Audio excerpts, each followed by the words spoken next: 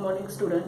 Today we are going to learn the short examples of topic number first. See the page number 6. In that page number 6 you can see the short examples. So these are very essential examples for the exam point of view.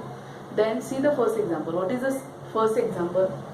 I am reading this example now. Mahendra and Virat are sitting at a distance of 1 meter from each other. Their masses are 75 kg and 80 kg respectively. What is the gravitational force between them? The question is asked. Mahendra and Virat are sitting at a distance of 1 meter. दोघं 1 मीटरच्या अंतरावर बसलेली आहेत आणि दोघांचे masses काय 75 आणि 80 kg आहेत. तर त्यांच्यामधला ग्रॅव्हिटेशनल फोर्स काय असेल? Then first write down the given quantities. What are the given quantities? The distance between Mahendra and Virat. You have to first write the given quantities, what to find out. Then you will come to know which formula you should use for the example. पहिल्यांदा काय given आहे ते लिहून घ्या, तुम्हाला काय शोधायचं आहे ते लिहून घ्या आणि त्यानंतर कोणता फॉर्म्युला वापरायचा हे लक्षात येईल. Then distance between Mahendra and Virat 1 meter. Masses M1 75 kg, mass M2 80 kg. Gravitational constant universal gravitation हा कॉन्स्टंट आहे तो दिलेलाच असतो 6.67 into 10⁻11 newton metre square per kg square. What to find out? The force between Mahendra and Virat. Then solution using Newton's law, universal law of gravitation or using Newton's law of gravitation. F is equal to G m1 m2 upon r square or you can write d square also. Then put all those value. When you put all these value, आता ह्या ज्या value तुम्ही put केल्यानंतर you don't have a कॅल्सी और calculator. तुम्हाला calculator नसणार एक्झाम्पलमध्ये. एवढ्या मोठ्या क्वांटिटीज कशा कॅल्क्युलेट करायच्या? You have to do multiplication on the rough page.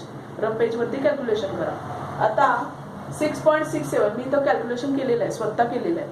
बघा 6.67 into 80 you will get 533.6. Then multiply by remaining quantity 75 ने मल्टिप्लाय करा, तुम्हाला ही क्वांटिटी मिळेल 40,020. You will get 40,020. Then you can write 40,020 into 10 raised to minus 11. 10 raised to minus 11 Newton. Unit is important. In physics, while solving the example, units are always important. If you have not written the unit in exam, then there is a cutting of marks. म्हणजे half mark cut होणार. त्यामुळे unit महत्त्वाचे आहेत. कायम लक्षात ठेवा force unit Newton आहे. Velocity जर काढायला सांगितली तर मीटर पर सेकंड, ॲक्सेलरेशन काढायला सांगितलं तर metre per second square, work done काढायला सांगितलं तर जूल. मग त्या सीजीएस क्वांटिटी दिलेल्या आहेत का एसआय युनिटमधल्या क्वांटिटी दिलेल्या आहेत हे तुम्हाला पहिल्यांदा बघायला लागेल. त्यानुसार तुम्हाला युनिट लिहावं लागतं हे लक्षात ठेवा. आता इथं सगळ्या क्वांटिटी आहेत ते एसआय आहेत. Metre distance, then m1 m2 kg हे पण काय आहे एसआय युनिट आहे. त्यामुळं फोर्सचं तुम्हाला एसआय युनिट लिहावं लागणार ते म्हणजे Newton.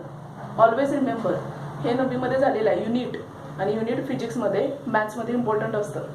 Then finally you will get the answer. हे डायरेक्टली लिहिलं तरी चालेल 10⁻⁻⁸ जी क्वांटिटी येईल ती आहे तशी लिहा इंटू 10⁻⁻11 तरी पैकीच्या पैकी मार्क मिळून जाणार. इथं जर तुम्ही पॉईंट शिफ्ट करताना इथलं 10⁻⁻8 -9 जर असं काही लिहिलं तर ते चुकणार. आता इथे 10⁻⁻7 कसं आलं तर बघा शिफ्ट केलाय, पॉईंट शिफ्ट केलाय. तुमचा जो राईट हँड साईड आहे त्या राईट हँड साईड पासून किती घरं सरकलेत बघा 1 2 3 4. जेवढी राईट हँड साईडकडे घरं सरकणार तेवढा -11 हा कमी कमी होत जाणार, म्हणजे तो काय होणार आहे -7. त्यामुळे हे -7 आले. अचानक -7 आलेलं नाही. व्हिडिओ बघताना लक्षात घ्या -7 कसं आलं. जेव्हा तुम्ही पॉईंट शिफ्ट करता राईट हँड साईडकडं तेव्हा डोक्यावर बसलेला जो -11 आहे तो कमी कमी होतो, म्हणजे तो 10⁻⁻7 होतो. हे लक्षात ठेवा. आणि न्यूटन. आता next example, consider the next example. In the above example, example number 2. Example number first consider the given quantities. त्यांनी काय सांगितले बघा. In the above example assuming that bench on which Mahendra is sitting is frictionless. जो bench आहे तो frictionless आहे असं consider करा. Starting with a zero velocity. Zero velocity consider करा. झिरो व्हेलॉसिटी म्हणजे इनिशियल व्हेलॉसिटी. इनिशियल व्हेलॉसिटी काय आहे महेंद्रची 0. दॅट इज एक्झाम्पल वाचता वाचताच तुम्हाला गिवन लिहिता आलं पाहिजे. u is equal to 0. Value of u is equal to 0. What will be the Mahendra velocity of a motion toward Virat after 1 second. एका सेकंदानंतर महेंद्रची व्हेलॉसिटी काय असेल, म्हणजे फायनल व्हेलॉसिटी महेंद्रची विचारलेली आहे. Initial velocity 0, then timing 1 second. To find out final velocity v is equal to 0. Then you have to consider the force from the first example. Force तुम्हाला पहिल्या एक्झाम्पल मधून कन्सिडर करायचा आहे. 4.0020 into 10⁻⁻7 न्यूटन हा तुम्हाला काय दिलेला आहे, फोर्स दिलेला आहे. Then to find out velocity. आता व्हेलॉसिटी कशी फाइंड आउट करायची, इनिशियल व्हेलॉसिटी महेंद्रची 0 आहे. महेंद्र आणि विराट एका बेंचवर बसलेत, तिथं फ्रिक्शन नाही, आणि जेव्हा फ्रिक्शन नसेल तेव्हा काय होणार आहे, ते एकमेकांना अट्रॅक्ट होणार आहेत. तर एका सेकंदानंतर महेंद्र विराटकडे किती व्हेलॉसिटीला अट्रॅक्ट होईल असा प्रश्न विचारलाय. प्रश्न लक्षात घ्या काय विचारलाय. फायनल व्हेलॉसिटी विचारलेली आहे, इनिशियल व्हेलॉसिटी तुम्हाला 0 आहे. Then how to find out solution using Newton's equation of motion.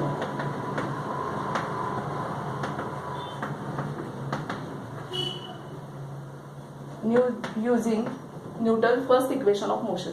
Newton's first equation of motion, v is equal to u plus at. V is equal to u plus at. These equation of motions we have learned in 9th standard. These are not given in this topic. So you have to refer Newton's equation of motion from the 9th standard. There are 3 equations of motion. We should write all these equations when this topic is complete. And we will make a video regarding to that. Then v is equal to u plus at. आता सगळ्या value तुम्ही put केल्यानंतर after putting all this value you will come across the one quantity, that is acceleration. Acceleration is not given, acceleration यात दिलेलं नाही, मग पुढे solve होणार नाही.